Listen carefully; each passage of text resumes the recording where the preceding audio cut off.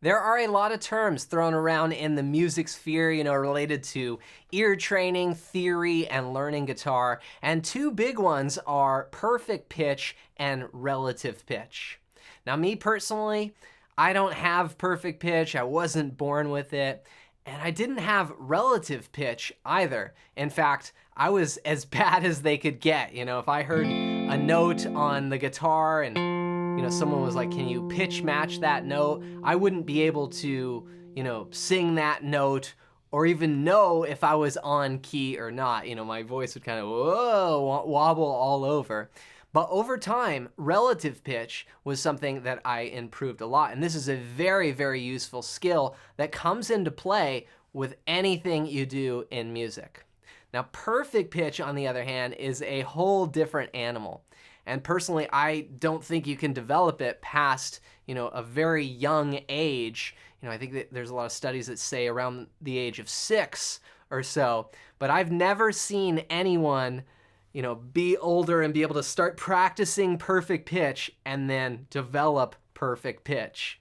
No matter what these programs out there tell you or, what methods you follow, the only thing close I've seen is someone who actually had perfect pitch all along, but didn't understand the theory behind it, didn't understand ear training. And then once they started practicing it, all of a sudden they were like, whoa, I have perfect pitch. But to me, practicing perfect pitch, or even having it as a musician is not something that gives you a ton of advantages. I mean, sure, I've known a few people over the years. One time I had an engineer friend who, was a recording engineer, and he was just like, you want me to tune that guitar for you? And he, there was a guitar in the room or whatever, and he grabbed it and, just tuned right up to A440. And I'm not talking about just tune a guitar to itself, which I believe every guitar player should know how to do, tune without a tuner. But I'm talking about being able to go like, okay, here is the A note, and then know exactly where that is, which it almost seems like magic when someone does that. But like I said, I don't see a lot of advantages, in a musical situation, but relative pitch and being able to know, okay, if this chord happened and then we move to this chord and how the notes are in relation to each other is a much more valuable skill. And it's something that anyone can develop. Like I said, I was at 0 with it, as bad as they could be, and it's something that I improved on over time, and now I've been able to put literally thousands of songs on the internet that I've figured out by ear. Now, true story about perfect pitch. One time I was on this gig with this great bass player. He grew up in the 70s and went to the GIT program in Hollywood, which was a very well-known program back in the day as just having some incredible instructors there, and they would just churn out fantastic musicians. And this guy was a real pro, and we were on this gig rehearsing at this venue before the gig, and we're up on stage, and he starts telling me about how he's going to work on his perfect pitch. And he got this program, and he starts describing one of the exercises that he's doing. And he's like, well, here's what you do.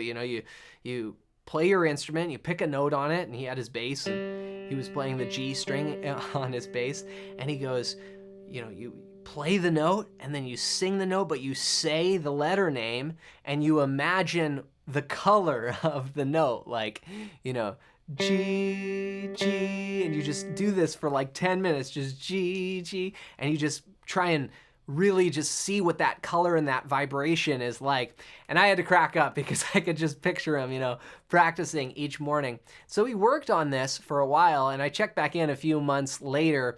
And, there's something about being able to play your instrument, say, in the morning, and you kind of have that pitch reference with you, and then a few hours later you're in the car and you're listening to a song, comes on the radio, and you go, okay, that's in the key of A or whatever, and you can kind of pick it up because you had that relative reference from earlier in the day. But just to come straight out and be like, here's a G, it wasn't something that he developed, even being a pro and really going after it. But relative pitch, on the other hand, is so much more valuable if you want to be able to play by ear, if you want to be able to figure out your favorite songs and solos, if you want to transpose, if you want to sing better in tune. There's just so many things that this can help you with. And if you've struggled with it, then go to johnmclennan.com/golden-ear and get your hands on my free ear training cheat sheet for guitar players.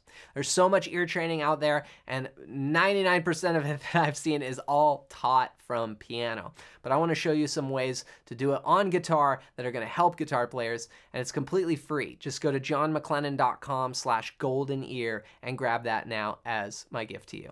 What do you think? Let me know down below. Is this something that you've been able to work on? Is this something that you've been able to accomplish? Maybe you're one of the unicorns out there. Let me know in the comments below. As always, thanks for watching. And if you enjoyed this video, you might like this one next.